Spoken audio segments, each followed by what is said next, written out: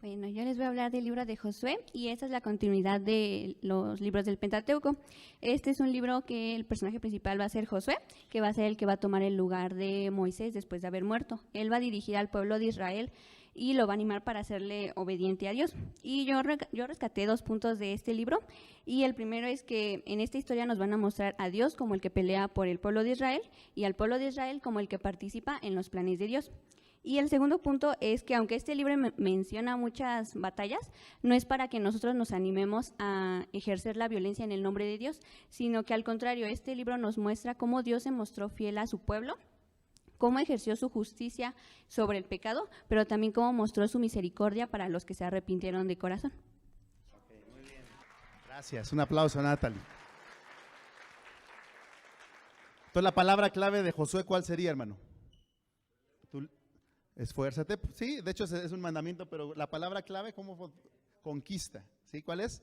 Conquista. Y bien decía Natalie, no es que conquistemos a otros, en realidad ahora, hermano, la conquista es de nosotros mismos. Usted tiene áreas en su vida que Dios tiene que ir, o usted tiene que conquistar con la ayuda de Dios, y terminas de conquistar una área y viene otra área, hermano, y así vamos conquistando nuestra vida, hermano, para la gloria de Dios. Ok, siguiente, jueces. ¿De qué trata? Cuando el Señor guió a los israelitas a la tierra prometida, ellos no echaron de ahí a los cananeos y siguieron sus costumbres y se dividieron en tribus. El autor de este libro fue Samuel. Personajes principales: Débora, Gedeón, Jefté y Sansón. ¿En qué tiempo fue escrito? En 1025 a.C. ¿En dónde está Jesús? Como juez y dador de ley. Okay. Eso es lo que yo saqué. El hermano Ariel me va a ayudar. No, está muy bien, hermana, creo que está muy claro. Después de que conquistaron la tierra, hermanos, recuerde, ¿por quién fueron guiados? Por Josué. Josué les reparte la tierra, hermanos, les entrega la tierra y él les dice algo. Ustedes tienen ahora que escoger a quién servir, si a los dioses que sirvieron vuestros padres, dice, o a los dioses de los cananeos cuya tierra habitáis. Pero después les dijo, pero yo y mi casa serviremos a Jehová. ¿Sabe que hay un gran problema, hermanos, aquí de sucesión del liderazgo? Porque Moisés sí formó a Josué, pero Josué no formó a nadie.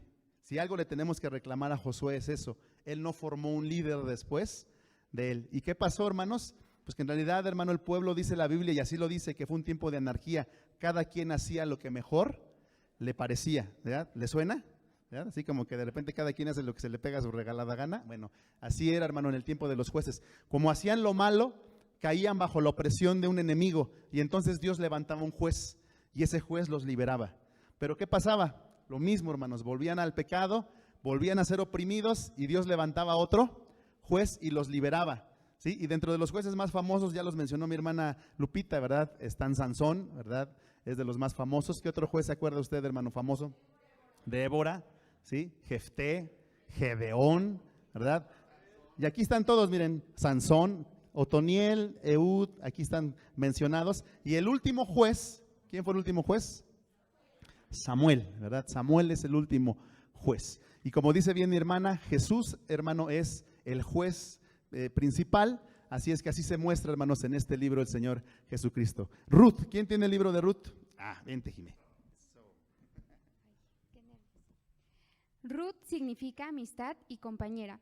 Es el 8º libro del Antiguo Testamento. Se desarrolló en la época de los jueces en Israel. Ruth, una adoradora del verdadero Dios. Ruth, viuda de Malón, nuera de Noemí.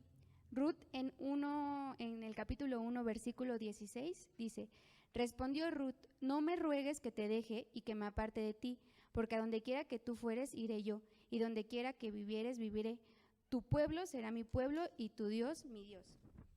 Esposa de Booz, madre de Obed, Obed padre de Isaí y por lo tanto bisabuelo de David.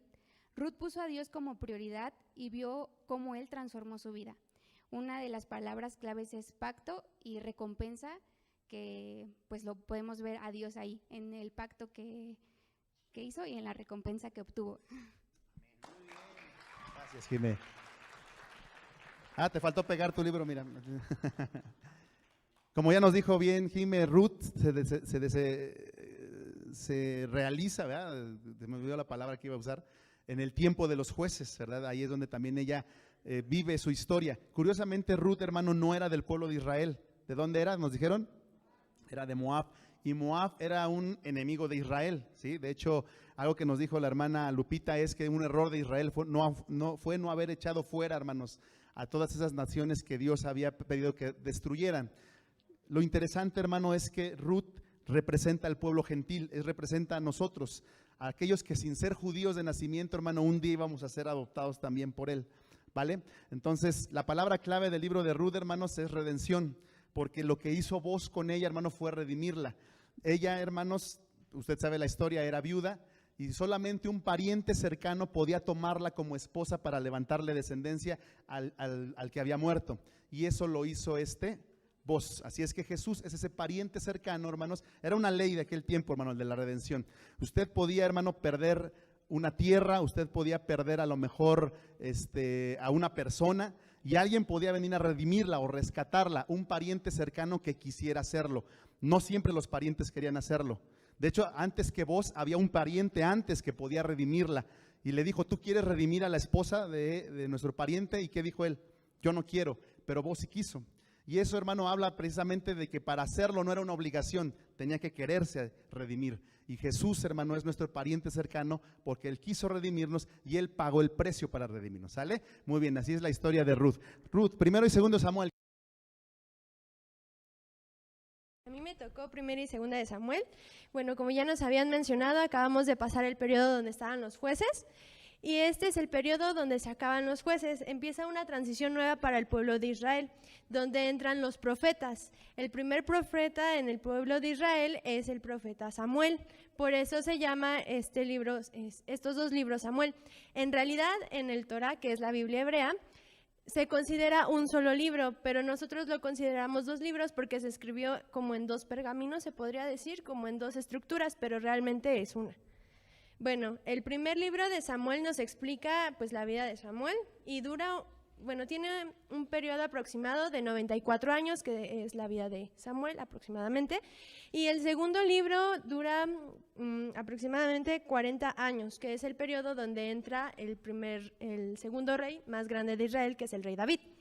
En el primer libro de Samuel encontramos cómo escogió el pueblo de Israel a su primer rey, que es el rey Saúl.